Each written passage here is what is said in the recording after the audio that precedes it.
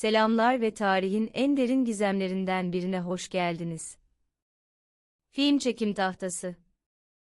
Bugün, Batı Roma İmparatorluğu'nun çöküşünün en çarpıcı sembollerinden birini, kudretli Vizigot kralı Alariki ve onun asırlar süren, çözülememiş sırrını, yani mezarının gizemini ele alacağız.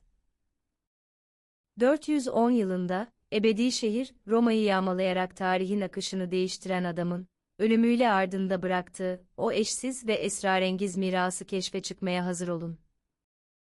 Roma'nın kabusu, Got kralı Alarik'in yükselişi. Tarih 410 yılını gösterdiğinde, Avrupa'nın siyasi haritası altüst oluyordu. Roma İmparatorluğu, Doğu ve Batı olarak ikiye ayrılmış, iç çekişmelerle ve dışarıdan gelen, barbar kabilelerin sürekli baskısıyla sarsılmaktaydı. Bu kabileler arasında öne çıkan bir lider vardı, Alarik. 370 civarında, Tuna Nehri deltasındaki Pis adasında doğan Alarik, Balti hanedanına mensuptu ve yetenekli bir askeri liderdi. Aslında kariyerine Roma ordusunda, federasyon, sınır bölgelerinde anlaşmalarla yerleştirilmiş müttefik kabileler, birliklerinin komutanı olarak başlamıştı. Roma'nın verdiği sözleri tutmaması, hor görme ve İmparator Theodosius'un ölümünün ardından yaşanan kaos, Alariki ve mensubu olduğu Vizigotları kendi kaderlerini tayin etmeye yöneltti. 395 yılında Vizigotların kralı seçilen Alarik, Romalılardan sürekli toprak ve erzak talep etti. Ancak bu talepleri Batı Roma İmparatoru Flavius Honorius tarafından sürekli geri çevrildi. Alarik, Vizigot ordusunu önce Konstantinopolis, İstanbul, Makedonya ve Yunanistan'a yöneltti, Atina'yı kuşattı, Pire'yi yağmaladı, Korint, Megara, Argos ve Sparta'yı harap etti. Doğu Roma İmparatorluğu'nun baskısıyla batıya yönelen Alarik, 401 yılında İtalya'yı işgal etti. Roma İmparatorluğu'nun son büyük komutanlarından, Got kökenli Flavius Stilicho tarafından Pollentia ve Verona'da yenilgiye uğratılsa da, kararlılığından asla vazgeçmedi. Stilicho'nun 408 yılında, imparatorun emriyle idam edilmesinin ardından, Roma'daki barbar karşıtı birliğin iktidarı ele geçirmesi ve Roma ordusundaki kabile mensuplarının eş ve çocuklarının katledilmesi, Alarik'in askeri gücünü katlanarak artırdı. Mağdur olan kabile askerleri, intikam ateşiyle yanarak onun saflarına katıldı. Ebedi şehrin düşüşü, 410 yağması. Roma, 2 kez kuşatıldı. İlk kuşatmada Alarik, senatoyu yüklü bir fidye ödemeye zorladı. Ancak Honorius'un uzlaşmaz tavrı, durumu daha da kötüleştirdi. 409'da Alarik, Ravenna'daki Honorius'a karşı İrkuk'la imparator olan Attalus'u tahta çıkarsa da, bu hamlede sonuçsuz kaldı. Sonunda 24 Ağustos 410'da, Alarik komutasındaki Vizigotlar, Roma'nın meşhur Servian ve Aurelianus surlarını aştılar. Bazı kaynaklar şehrin içeriden ihanetle, bir kapının açılmasıyla düştüğünü söyler. Yüzyıllardır fethedilemez olarak görülen, Batı medeniyetinin kalbi olan Roma, 800 yıl sonra ilk kez bir yabancı gücün eline geçti. 3 gün süren yağma, Roma'nın siyasi ve manevi gücünün sona erdiğinin en açık kanıtıydı.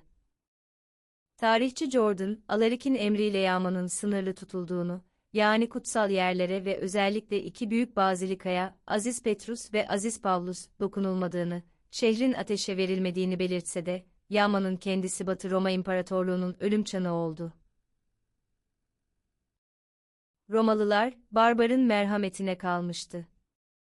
Gizemli son, Busento Nehri'nin sırrı. Roma'yı yağmaladıktan sonra Alarik, ordusuyla birlikte hazineleri yüklenerek güneye, İtalya Yarımadası'nın Calabria bölgesine doğru ilerledi. Amacı, o dönemde Roma'nın tahıl deposu olan Sicilya'yı ve ardından da Kuzey Afrika'yı işgal etmekti. Ancak bu planlar gerçekleşemedi.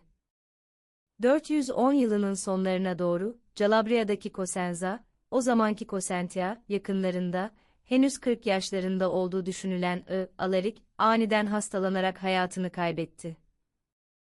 Ölüm nedeni kesin olarak bilinmemektedir.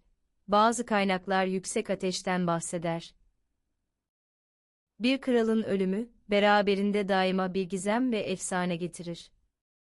Ancak Alarik'in defin töreni, tarih boyunca çözülememiş en büyük arkeolojik bilmecelerden birine dönüştü. Efsaneye göre Alarik'in takipçileri, kralın mezarının sonsuza dek güvende kalması ve hazinelerin barbar istilacılar veya mezar soyguncuları tarafından bulunamaması için eşi benzeri görülmemiş bir plan uyguladılar. Hikaye şöyledir: Vizigotlar, Cosenza yakınlarından geçen Busento Nehri'nin bazı kaynaklarda sadece bir kolu, yatağını değiştirmek için Romalı esirleri kullandılar. Nehri geçici olarak farklı bir kanala yönlendirdiler. Ardından, nehrin kuruyan yatağının ortasına, Alarik'i tüm kişisel hazineleri ve Roma'dan yağmaladığı zenginliklerle birlikte zırhı içinde gömdüler.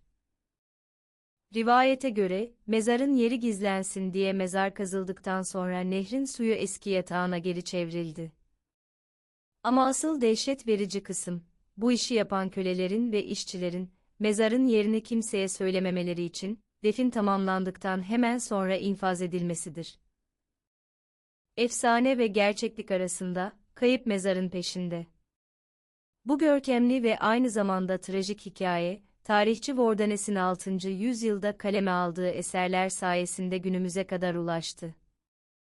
Vordanes'in anlatımı, Busento Nehri efsanesini ölümsüzleştirdi ve Alarik'in mezarını, dünyanın en gizemli kayıp mezarları listesinin en başına yerleştirdi. Alarik'in mezarının, Mısır firavunlarının ya da Büyük İskender İn kayıp mezarları gibi, akıl almaz bir hazineyi barındırdığına inanılır. Roma'dan yağmalanan altın, gümüş, değerli mücevherler ve sayısız tarihi eserle dolu bu mezar, yüzyıllardır sayısız maceraperestin, tarihçinin ve arkeologun hayallerini süsledi. İtalyan hükümeti, geçmişte, Calabria bölgesindeki Busento Nehri yatağında defalarca arama çalışmaları yapmış, hatta modern teknolojiyle jeoradar taramaları yapılmıştır. Ancak bu girişimlerin hiçbiri kesin bir sonuca ulaşamamıştır. Bugün, Cosenza halkı Busento Nehri'ni, Alarik'in ruhunun ve hazinelerinin ebedi uykuda olduğu bir anıt olarak görür.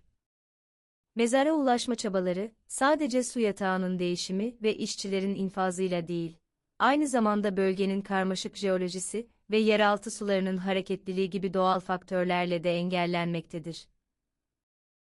Nehrin binlerce yıldır yatağını defalarca değiştirmiş olması, mezarın tam yerini tahmin etmeyi neredeyse imkansız kılmaktadır. Alarik'in mezarının gizemi, sadece bir hazine avı hikayesi değil, aynı zamanda bir dönemin kapanışının ve yenisinin başlangıcının da sembolüdür.